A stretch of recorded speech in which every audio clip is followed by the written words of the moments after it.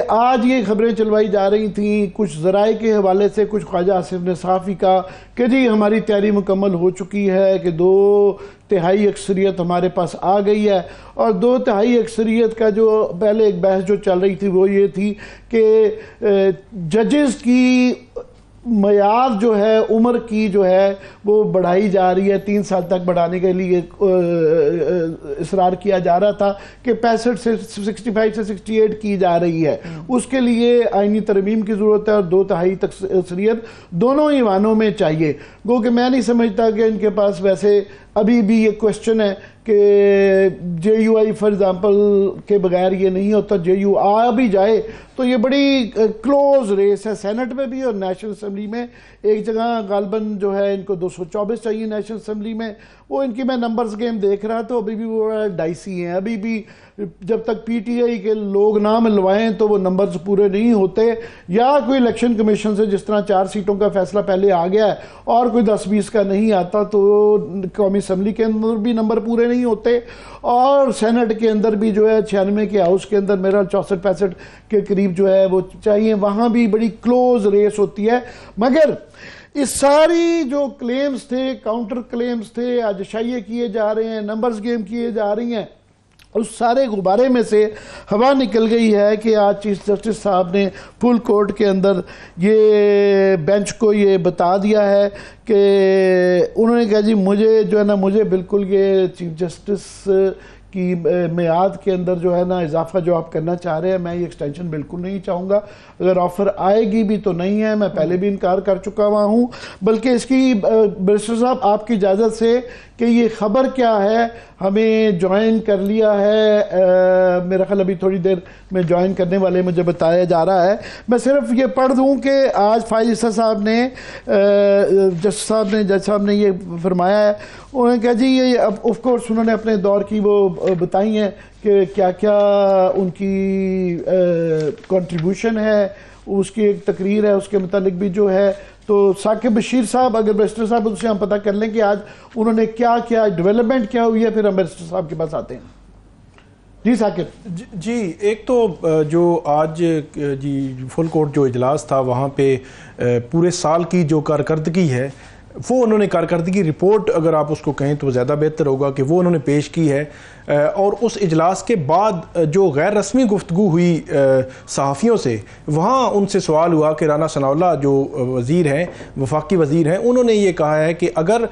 3 साल की retirement age बढ़ा दी जाए तो फिर आपको कोई एतराज़ नहीं है अगर उसमें कोई एक्सटेंशन वाला मामला हो जाए। तो उन्होंने फिर पूछा कि ये कौन है, और उस मीटिंग में वो नहीं थे, और वहाँ पे फिर उन्होंने कहा कि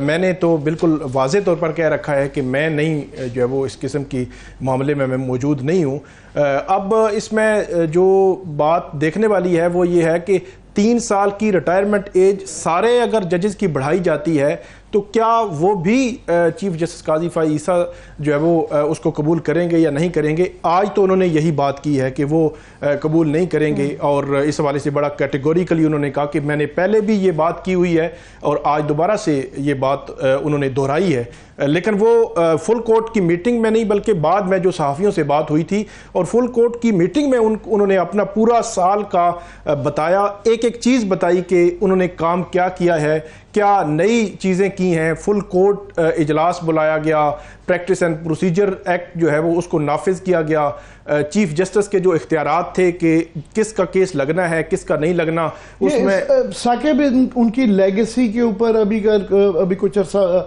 बाकी है, मगर खुद क्योंकि उन्होंने ऑलरेडी उस पर बात करनी शुरू की है, इसके ऊपर भी तफसीली बात करेंगे। मगर इसके अंदर उन्होंने जो बैकग्राउंड बताया कि जनाब हाँ एक मीटिंग हुई थी, उसमें आजम तारड़ साहब शामिल थे, अटॉर्नी जनरल शामिल थे, राना सनाउल्लाह के साथ मेरी कोई बात नहीं हुई, तो उनको मैंने, मंसूर अली शाह साहब भी मौजूद थे, उनको भी मैंने बता दिया था कि जी मैं एक्सटेंशन बिल्कुल भी नहीं लूंगा। ऐसा ही हुआ? जी बिल्कुल यही बात हुई है, और वो ये साफियों के साथ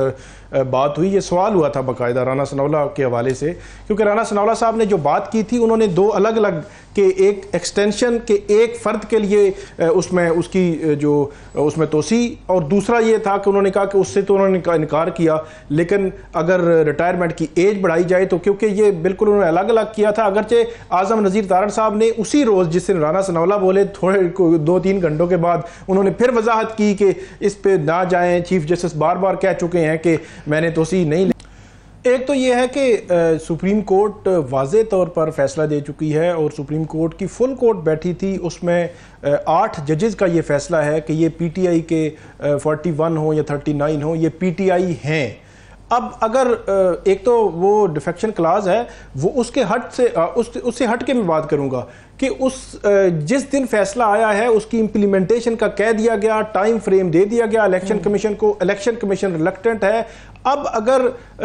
वहाँ पे अगर वोट लिया जाता है, अगर जो वज़ीर कानून जो है वो अच्छा भला जानते हैं कि ये चीज़ ठीक नहीं है, लेकिन मेरा ये ख्याल है कि हुकूमत जो है वो ये सब कुछ करके एक हिजान भी बर्पा करना चाहती है, को महाजराई भी अदलिया के साथ करना चाहती है, वो रास्ता जो है वो निकालना चाहती है। इस वक्त वो कह रहे हैं तौहीन अदालत का कानून भी ये जो है वो ख़त्म किया जाए। 184 जो है वो 3 में उन्होंने कहा कि सो मोटो लेना है, तो एक बिल आया कि 9 जज जो है वो बैठे, फिर उन्होंने कहा कि जज जो है वो 24 कर दें, एक में सेनेट में आया कि 22, एक में आया 24 जो है वो जज हो जाने चाहिए। फिर जो है वो सीनियरिटी प्रिंसिपल पे कि जी 5 में से सीजेपी जो है वो किए जाएं। तो ये ऐसी चीज़ें हैं कि मतलब फिर रोटेशन की जाए। अदलिया में इतने बड़े पैमाने पर इस्लाहात जो है वो लाने के पीछे कोई ऐसा विजडम बिल्कुल भी नहीं है हुकूमत का। हमें भी नज़र आ रहा है कि वो कोई पेंडेंसी ख़त्म करना चाहते हैं या आम लोगों का ख्याल आ गया है, बिल्कुल भी नहीं। 12 जुलाई का फैसला जब से आया है तब से लेकर ये जो है वो ये सारी सिचुएशन बनी है, और इस किस्म की जो कानून साजी करने की कोशिश की जा रही है, मेरा ये ख्याल है कि एक तो